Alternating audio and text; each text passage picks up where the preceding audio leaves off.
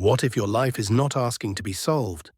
What if the ordinary moment you keep trying to escape is the very doorway you have been searching for? Most of us were trained to treat life like a problem. The mind looks at the body, the bank account, the relationships, the schedule, the past, the future, and quietly says, once this is fixed, then I can finally be here. But have you noticed? The fixing never ends. One concern is handled, and another appears. One question is answered, and a new question arrives wearing a different mask. The mind is useful, but when it becomes the ruler of your inner world, it turns existence into an endless repair project.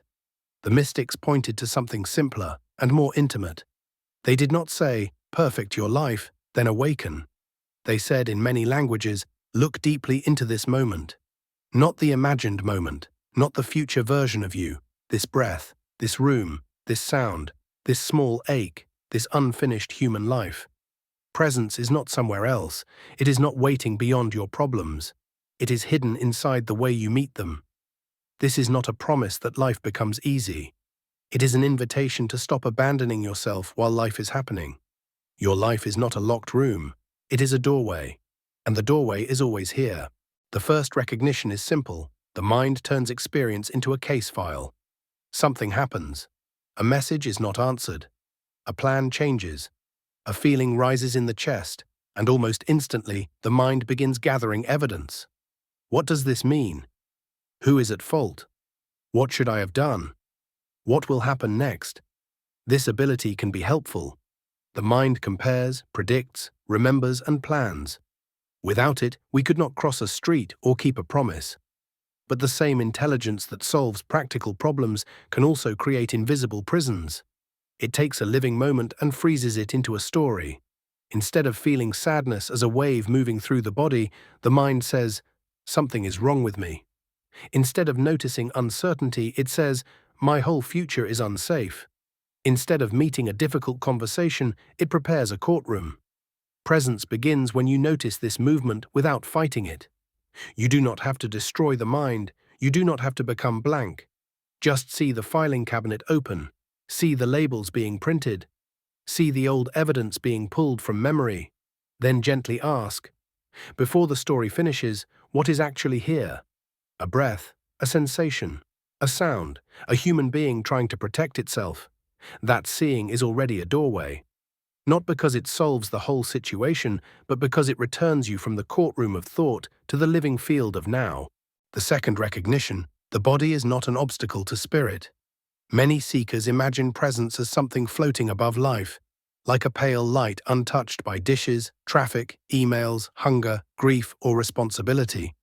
But real presence is not fragile. It does not require the world to be quiet.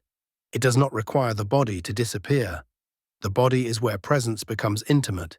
The warmth in your hands, the weight of your feet, the tightening in the belly when you are unsure, the softening that comes when you exhale without performing.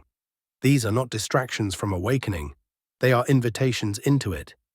Ancient traditions often spoke of the body as a temple, not because the body is perfect, and not because it will never suffer, but because it is where the invisible becomes touchable. Breath enters. Sound vibrates. Emotion moves. Awareness knows itself through sensation. So when life feels too loud, begin here. Feel the contact between your body and the chair. Notice the next breath before you change it. Let your shoulders drop 1%, not as a technique to force peace, but as a way of saying, I am willing to be here. This is humble practice. No fireworks, no spiritual performance. Just the return from mental distance into embodied immediacy, one honest breath at a time. And often, that is enough to change the relationship. The situation may still need action. The conversation may still need honesty. But now action is not coming from exile. It is coming from contact. The third recognition, ordinary life is the monastery. It is easy to imagine awakening happening in some other place. A mountain, a temple, a silent room at sunrise. And yes, sacred spaces can help us remember. Silence can be a beautiful teacher. But if presence only exists when conditions are perfect, then it is not truly presence. It is a mood dependent on scenery. The deeper invitation is more radical. The ringing phone is part of the monastery. The sink full of dishes is part of the monastery. The tired drive home, the grocery line, the child asking again, the work you would rather postpone, all of it can become a bell. Not because everything is pleasant, not because you should pretend to like what you do not like, but because every moment reveals the same question. Can awareness meet this too? Can you wash one cup without rushing into the next 5 years? Can you listen to one sentence without preparing your defense? Can you feel irritation without immediately becoming irritation? This is where mysticism becomes useful, not as an escape from the human, but as a deeper intimacy with the human. The sacred is not only hidden behind incense and symbols, it is hidden in repetition, in small movements, in the places the ego finds too ordinary to respect. This is why the path does not have to wait for a different life. You can practice while folding clothes. You can practice while walking to the car. You can practice in the 3 seconds before you answer someone you love. The monastery is not a location you earn. It is the quality of attention you bring. When you stop demanding that life become more cinematic before you are present, even the plainest moment begins to glow from within. The doorway was never locked.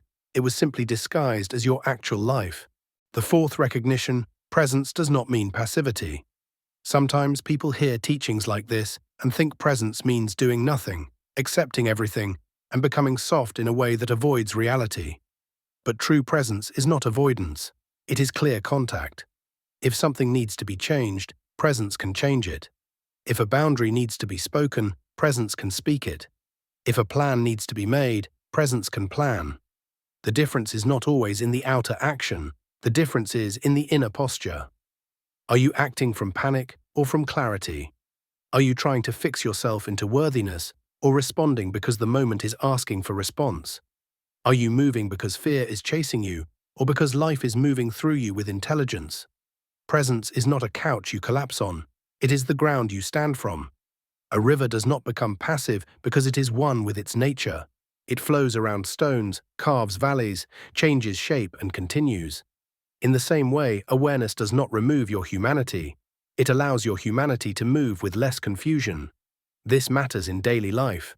Presence may look like sending the email, apologizing, resting, asking for help, taking the next practical step, turning off the noise, beginning again. The mind wants a grand transformation.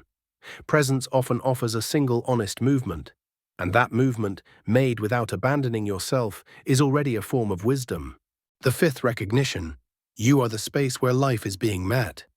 Look closely. Thoughts appear and you know them. Feelings appear and you know them. Sounds, images, memories, plans, fears, hopes, they all move through awareness. You are not asked to believe this as doctrine, just notice it. A thought says, I have too much to solve. But something is aware of that thought. A feeling says, this is too much. But something is aware of that feeling. Even the sense of being a separate self with a complicated life is appearing in a wider knowing. This is where the ancient and the modern can meet carefully. Quantum physics, when used honestly, reminds us that observation is not a meaningless detail in how reality is described. It does not prove spiritual slogans. But as a metaphor, it can soften our certainty. It can remind us that the observer and the observed are not as separate as the ordinary mind assumes. In contemplative life, this becomes direct. You are not outside the moment trying to manage it from a distance. You are the field in which the moment is known. The breath, the thought, the sound, the ache, the love, the confusion, all of it appears here. When this is glimpsed, even briefly, life is less like a puzzle you must dominate and more like a wave you are learning to feel from the inside. Not control. Contact, not escape. Intimacy, not a problem to solve. A doorway to presence. So begin gently, not with a vow to become a perfect person, not with another impossible project called Fix My Life. Begin with one doorway, the next breath, the next sound, the next ordinary task, the next moment you feel yourself tightening around a story. Pause there, not forever, just long enough to notice that you are here before the mind completes its conclusion. Life will still bring questions. Some will need patience, some will need courage, some will need practical care, but you do not have to wait until every question is answered before you are allowed to inhabit your own existence. This is the quiet revolution of presence. You stop treating yourself as a problem. You stop treating the present moment as an obstacle. You stop postponing your own aliveness until life finally matches the image in your head. And slowly, the ordinary begins to reveal what was always shining through it. A doorway in the breath, a doorway in the body, a doorway in the conversation, a doorway in the unfinished life you are living right now. If this spoke to something in you, stay close to that quiet recognition. Subscribe to 7 Density for more reflections on ancient mystic teachings, consciousness, and the mystery of being here. And for today, do not try to solve your whole life. Just walk through this moment with awareness.